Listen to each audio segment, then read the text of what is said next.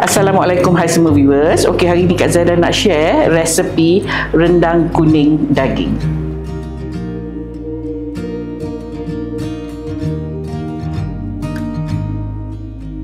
Mula-mula sekali kita perlu kisar lada merah, lada hijau, bawang besar, serai, buah keras, bawang putih, lengkuas dan halia. Okey, Kak Zaida kisar bersama dengan air rebusan daging.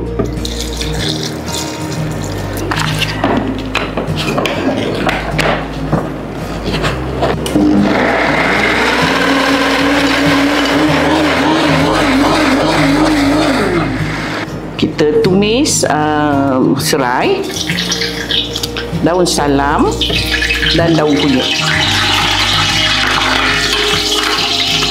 Tumis sebentar hingga dia naik wangi.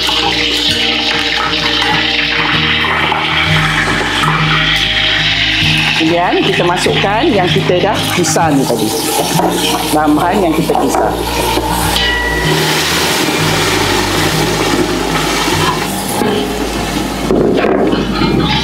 Kita tumis sampai dia garing.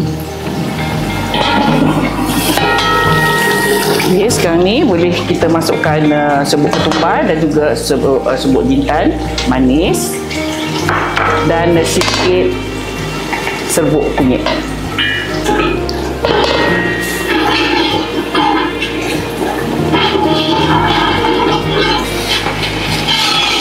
Okay, bila dia dah naik minyak macam ni, kita masukkan daging. Daging Kak Zaida dah rebus 3 suku masak. So jadi Kak Zaida masak rendang kali ni tak perlu lama lah.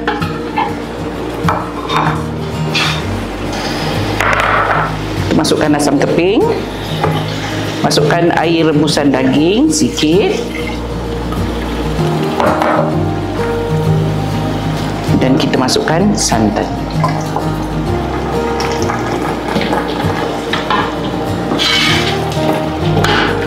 Tambah sedikit air lagi. Okay, kita bolehlah letakkan perasa iaitu garam. Kemudian Kak Zaida letakkan sedikit gula merah atau gula kabung, terpulang kepada perempuan. Okay, kita biarkan sehingga dia dagingnya empuk dan kuahnya ni pekat. Okay, sekarang ni kita masukkan kerisik waktu rendangnya dah mula pekat, dan juga cili padi hijau dan merah.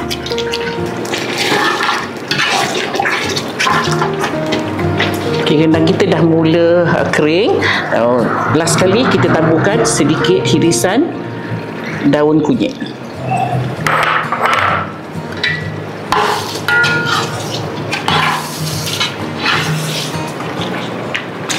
Okey, dah pun masak rendang kita.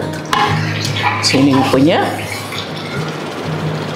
rendang kita kali ini. Alhamdulillah dah pun siap resepi kita hari ini, iaitu rendang kuning daging. Bolehlah perempuan cuba untuk hari raya nanti, dan untuk perempuan di luar sana, selamat mencuba.